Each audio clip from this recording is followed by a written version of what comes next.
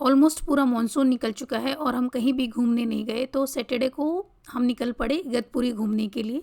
ये प्लान पूरा का पूरा हस्बैंड का था, मुझे इगतपुरी के बारे में कोई आइडिया नहीं था, बट अब आई नो कि उनको नेचर ही पसंद है तो वहीं जा रहे होंगे, तो हम निकल पड़े इगतपुरी के लिए।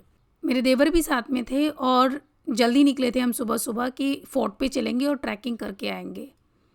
लेकिन सबसे पहले तो मुंबई का ही ट्रैफिक, उसको क्रॉस करने में काफ़ी टाइम लग गया, और उसके बाद जब नज़ारा बदला, बिल्डिंग्स की जगह पहाड़ों और हरियाली ने ली, तो जो पूरा रास्ता था उसमें ट्रक ही ट्रक थे। उनके ट्रैफिक की वजह से हमें काफ़ी टाइम लग गया। तो जो रास्ता हम 2-3 घंटे का सोच रहे थे उसमें हमें 4-5 घंटे लग गए। इसी बीच में हमने रास्ते में रुक के साउथ इंडियन ब्रेकफास्ट एंजॉय किया विद फिल्टर कॉफ़ी, और फाइनली हम पहुँचे कवनई विलेज में, जहाँ से हमें अपनी ट्रैकिंग शुरू करनी थी।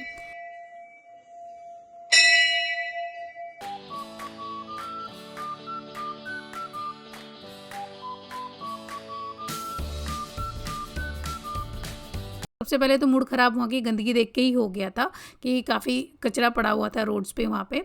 उसके बाद जब हम थोड़ा ऊपर गए तो नज़ारा बहुत ही सुंदर था। मीन्स पहाड़, ग्रीनरी, पानी, छोटा सा गांव, मतलब जो एक सीनरी होती है ना परफेक्ट वाली, वो था वहाँ पे, देखने में मज़ा आ गया।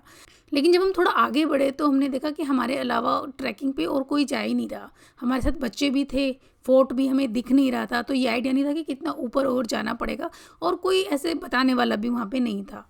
ऐसे में बारिश होने वाली थी और हम ट्रैकिंग के एक्सपर्ट भी नहीं हैं। ये सब चीज़ें कंसिडर करके हमने आगे जाने के आइडिया को ड्रॉप कर दिया और जहाँ पे थे वहीं पे खूब सारा फ़ोटो सेशन करके वापस नीचे आ गए। अब नीचे आ गए, दोपहर का टाइम था और हमारा ट्रैक का प्लान पूरा का पूरा फेल हो गया था, और इगतपुरी मेन जो हम घूमने गए थे वो भी पीछे रह गई थी। जब हम घर वापस ही निकलने वाले थे, इतने में मैंने पूछ ही लिया कि त्र्यंबकेश्वर यहाँ से कितना दूर है, तो मेरे हस्बैंड ने कहा 35-40 किलोमीटर दूर। बस फिर क्या था, मेरी तो घंटी बज गई, मुझे तो त्र्यंबकेश्वर जाना ही है। मैं ऑलरेडी 2 बार त्र्यंबकेश्वर जा चुकी थी इससे पहले, लास्ट ईयर भी गई थी, लेकिन पता चलने पे तो बस मुझसे रुका नहीं गया। हालांकि कोई प्लान था नहीं जब घर से निकले थे, बट इतना कम डिस्टेंस देख के तो मैंने कहा चलेंगे चलेंगे, और फिर हम निकल पड़े भोलेनाथ जी के दर्शन के लिए। मेरी तो खुशी का ठिकाना नहीं रहा, लेकिन रास्ते को देख के तो मज़ा ही आ गया। कवनई से लेके त्र्यंबकेश्वर तक का पूरा रास्ता इतना सुंदर था, इतना मज़ा आया हमें वहाँ पे, बस पूछिए मत।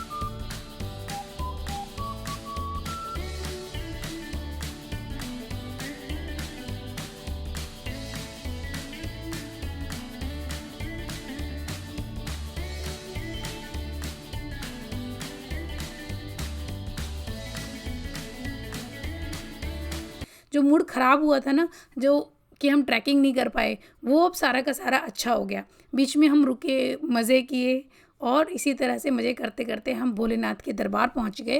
वहाँ पे भीड़ थी और टाइम कम था, हमें शाम को वापस लौटना था, तो हमने पेड़ वाली लाइन में ही लग के भोलेनाथ जी के दर्शन किए।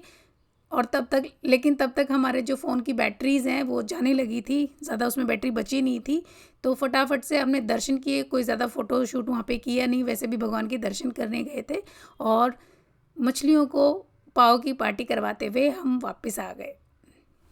तो ओवरऑल मैं कह सकती हूँ मुझे तो बहुत मज़ा आया, क्योंकि बिल्कुल भी प्लान नहीं था त्र्यंबकेश्वर जाने का, लेकिन आई वाज सो हैप्पी कि मुझे एक बार फिर से भोलेनाथ जी के दर्शन करने का मौका मिल गया। ये तीसरी बार था जब मैं त्र्यंबकेश्वर ज्योतिर्लिंग गई। So friends, I hope you like this video. If you like this video, give it a big thumbs up and share it with your friends and family. और अगर आप ऐसे ही और वीडियोज़ देखना चाहते हैं तो चैनल को सब्सक्राइब करना बिल्कुल ना भूलें। तो मैं मिलती हूँ आपसे अगले वीडियो में, तब तक के लिए स्वस्थ रहें, मस्त रहें। Thank you for watching. नमस्कार।